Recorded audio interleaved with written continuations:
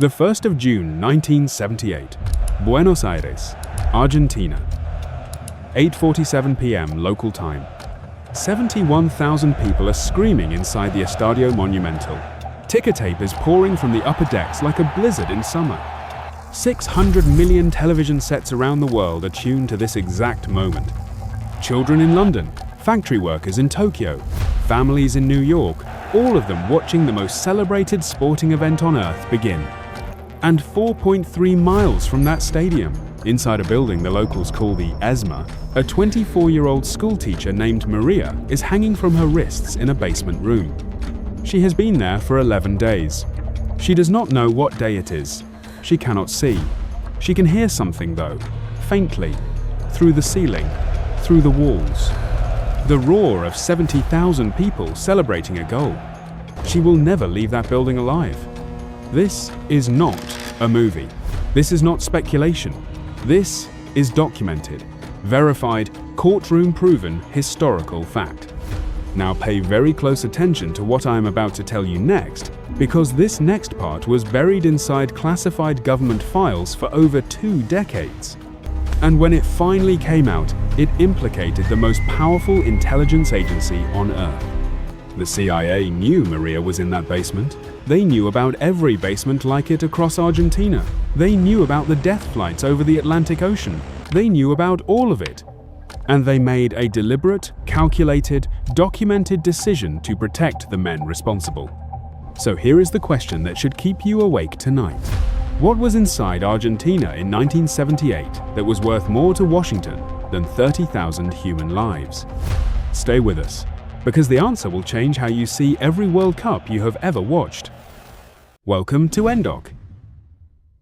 But to understand what happened in that stadium, we need to go back exactly 2 years earlier, before the ticker tape, before the cameras, before the trophy. The 24th of March, 1976, Buenos Aires. Argentine military general Jorge Rafael Videla moves simultaneously on 17 strategic locations across the capital. Radio transmitters go dark. The presidential palace is surrounded. Within 4 hours, the democratically elected government of Argentina has ceased to exist. By sunrise, tanks are in the streets, and a new Argentina has been born, one that its creators call the National Reorganization Process.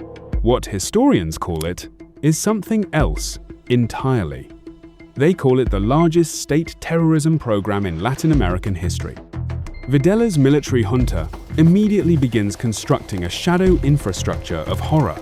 Secret detention centers, over 500 of them, spread across Argentina like a hidden nervous system of violence. Each one with its own staff, its own methods, its own paperwork, and its own list of targets. The word they use for the targets is subversives. But here is what you need to understand about that word. It means whatever the junta wants it to mean on any given day. It means communist guerrillas, yes, but it also means human rights lawyers, university professors, journalists, priests who work in poor neighborhoods, teenagers who distributed pamphlets, pregnant women whose husbands had already been taken. 30,000 people disappeared. No trial, no charge, no grave. But here is what most people watching that World Cup in 1978 had absolutely no idea about. Washington had known about this program since before it started. Now this is the part where most history books go quiet. But we are not going to go quiet, because the documents exist. They are public, they are verified, and what they contain is extraordinary. In October 1975, 5 months before Videla's coup, a CIA intelligence assessment was delivered to the National Security Council in Washington. That document, later declassified, described in clinical detail the likelihood of a military takeover in Argentina and the probable methods the incoming junta would use to eliminate political opposition. Eliminate. That was the word used in an official CIA document, 5 months before the coup. They were not surprised by what happened. They anticipated it. They assessed it. They filed it. And then here is the critical moment they made a policy decision. That decision had a name and a face. The face belonged to Henry Kissinger, National Security Advisor, then Secretary of State, the most powerful foreign policy architect of his generation, a man who would later receive the Nobel Peace Prize. In June 1976, 3 months after the coup, Kissinger sat down privately with Argentine Foreign Minister Cesar Augusto Guzzetti in Santiago, Chile. The meeting was recorded, the transcript was classified, and then, decades later, it was declassified under the Freedom of Information Act. What Kissinger said in that room in the transcript, in his own words, was this. He told Guzzetti that the United States hoped Argentina could, quote, get the terrorist problem under control as quickly as possible. He said he hoped it could be resolved before the US Congress began paying too much attention. Read that again. Slowly. The United States Secretary of State was not asking how many people would die. He was asking that they die quickly, before the cameras turned on. But wait, because it gets worse, much worse. Because Kissinger was not just giving diplomatic cover, he was helping build the machine itself. The machine had an official name, Operation Condor. And this is where most documentaries stop going deeper. We are not going to stop. Operation Condor was a coordinated multinational assassination and surveillance program jointly operated by the military dictatorships of Argentina, Chile, Uruguay, Paraguay, Bolivia, and Brazil. Its purpose was the systematic elimination of left-wing political activists across South America and beyond. Condor operatives assassinated targets in Rome, in Madrid, in Washington, D.C. itself. And the CIA did not just know about Operation Condor. Declassified documents confirm that the CIA provided Condor with an encrypted communication system called CondorTel. This system allowed the 6 participating regimes to coordinate cross-border kidnapping and assassination operations through a US communications facility in the Panama Canal Zone, a United States military facility, processing assassination coordination for 6 dictatorships simultaneously. Now ask yourself, why would the CIA build and maintain a communications backbone for a program like this?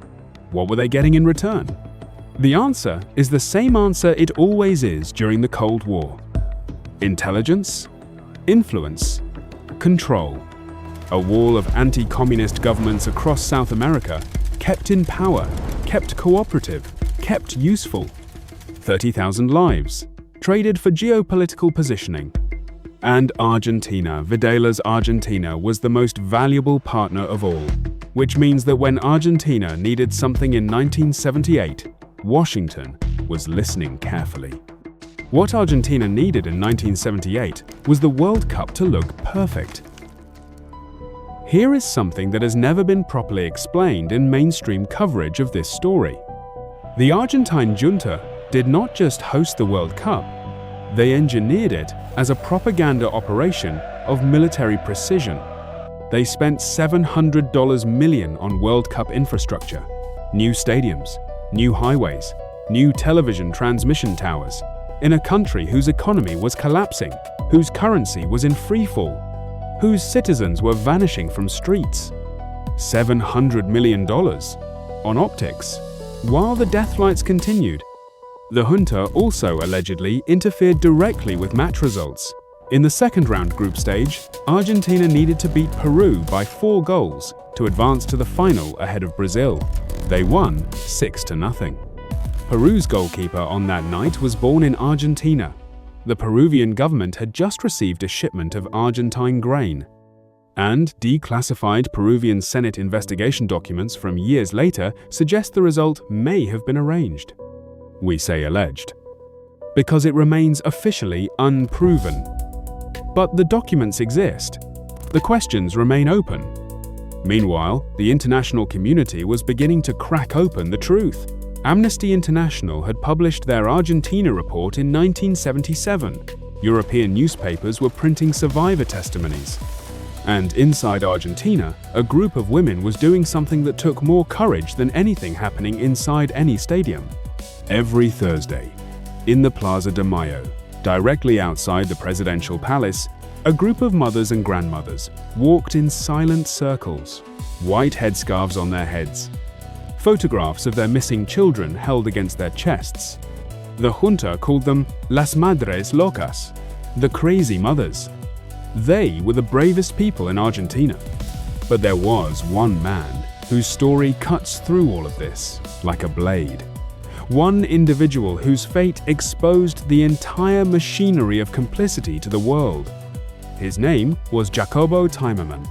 Timerman was the publisher and editor of the Buenos Aires newspaper La Opinión, one of the most respected journalists in Argentina. A man who used his newspaper to document the disappearances when no one else dared to print the truth. On the 15th of April, 1977, armed men in civilian clothes came to Timerman's home at night. They took him. No warrant, no charge, no explanation. He was brought to a secret detention center. He was tortured. He was held for 30 months. And here is what made Timerman's case different from the 30,000 others. He was an internationally known figure, a Jewish journalist with connections to newspapers in New York and Europe. His disappearance could not be quietly managed. His case landed on the desk of the US State Department. And here, right here, is where the internal battle inside Washington became visible. Patricia Derian, the Carter administration's Assistant Secretary of State for Human Rights, fought relentlessly for Timerman's release. She documented his torture. She pressured the Argentine military directly. She named names inside the State Department who were covering for the junta. But she was fighting against her own colleagues, against CIA officials who did not want pressure applied to their Argentine partners, against State Department veterans who believed human rights concerns were a luxury that Cold War strategy could not afford. Timerman was eventually released in 1979 under sustained international pressure. He was stripped of his citizenship, exiled. He went to Israel, then to the United States. And in 1981, he published a book called Prisoner Without a Name, Cell Without a Number. That book detonated inside Washington like a grenade. It named the systems. It named the methods. It described in precise detail the torture he witnessed and endured. And it described with devastating specificity the silence and complicity of foreign governments who knew. Timerman never received a formal apology from the United States government. The men who left him in that cell kept their positions, their pensions, their reputations.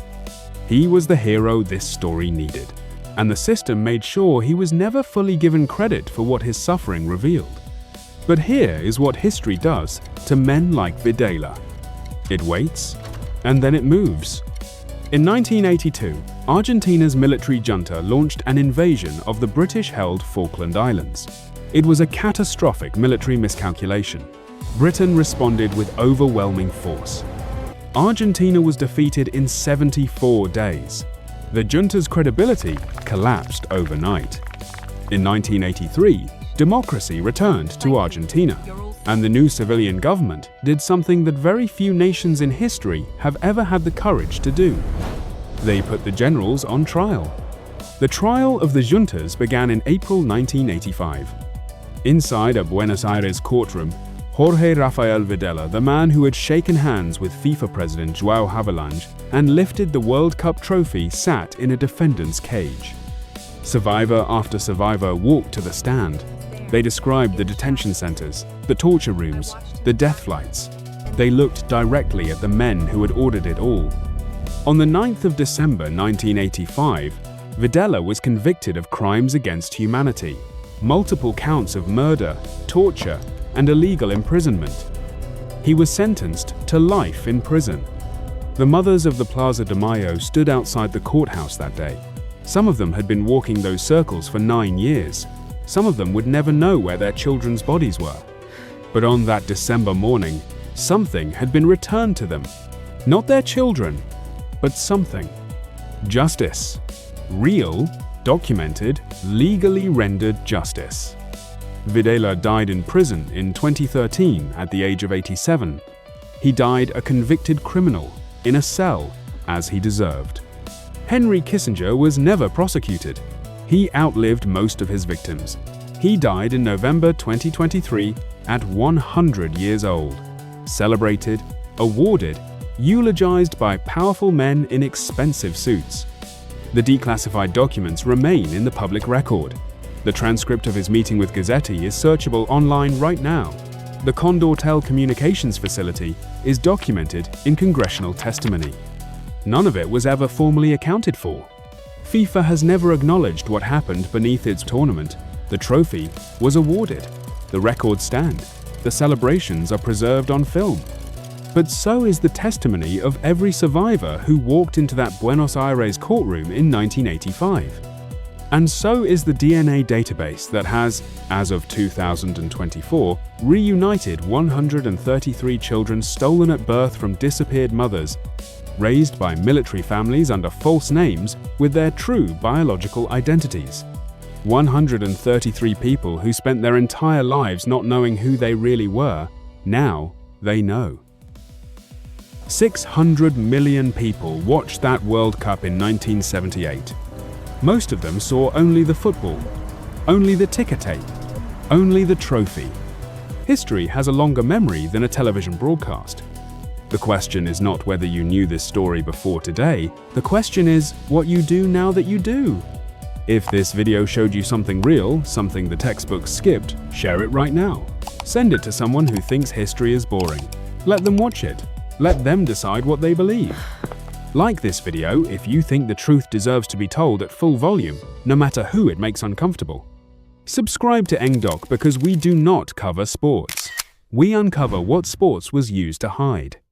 And tell us in the comments, should FIFA formally acknowledge 78 World Cup was used as a propaganda shield for a mass murder program? Or does football get to stay clean from politics forever? We read every comment. And we will see you in the next one.